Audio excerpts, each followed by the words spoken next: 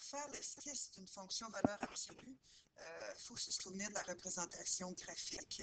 J'écris ici la forme canonique de la fonction valeur absolue et j'ai les paramètres AB, HK. Alors ça, c'est la fonction de base. Pour faire l'esquisse, dans le fond, ce qu'on a besoin, c'est notre point de repère qui est le sommet ici, qui va donc avoir rapport avec les paramètres H et K. Alors, on le voit que si on bouge ici, le paramètre H, ça nous provoque une translation, mais ça nous permet d'établir aussi un point de repère. Et le K, c'est le même principe, ça nous permet d'établir un point de repère vertical. Donc, c'est important d'avoir au moins ce point de repère-là, qui est notre HK. Puis, après ça, les paramètres A et B peuvent être représentés, ils peuvent nous indiquer une idée des pentes d'une valeur absolue. Donc, ici, j'ai A égale 2, B égale 3. Ça me fait une pente de quoi? De 6, parce que 2 fois la valeur absolue de 3, ça me fait 6. Donc, j'aurais pu mettre évidemment 2 en B et 3 en A. Et j'ai exactement la même chose. Le point 6, 4 est le même que celui précédemment. Donc, on a la même chose là. Donc, je vais tout simplement mettre B égale à 1. Puis, on va pouvoir se fier juste à notre A. Donc, notre A peut nous indiquer au moins l'ouverture de notre valeur absolue par rapport à une fonction de base où nos droites sont à 45 degrés. Mais il peut aussi nous indiquer aussi si notre V est vers le bas. Donc, si mon A est négatif, ben, je vais être vers le bas. Et la valeur du A peut vous donner une idée de l'abrupteté des pentes.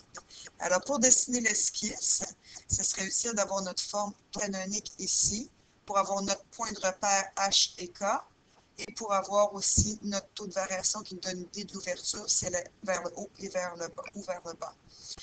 Alors, ici, j'ai mis une fonction, valeur absolue, qui n'est pas sous forme canonique. Donc, il faudrait la transformer en forme canonique.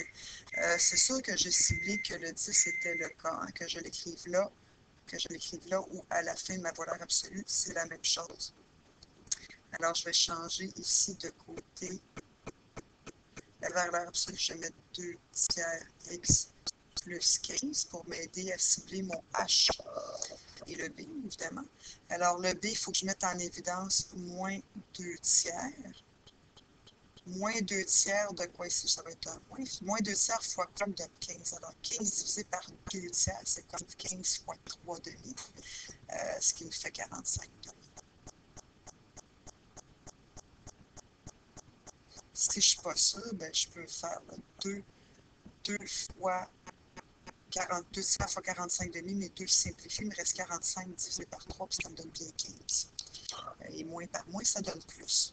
Alors ici, je peux cibler, j'ai toujours mon 10 qui est mon K. J'ai trouvé que mon H, c'était 45 demi, ici. Et la pente totale, ben ici, j'ai moins 1 demi fois la valeur absolue de mon moins 2 tiers. Donc, ça fait quoi? Ben, on va avoir 2 tiers ici, les deux vont simplifier, ça va donner moins 1 tiers. Donc, on sait, le sommet va donc être 45 demi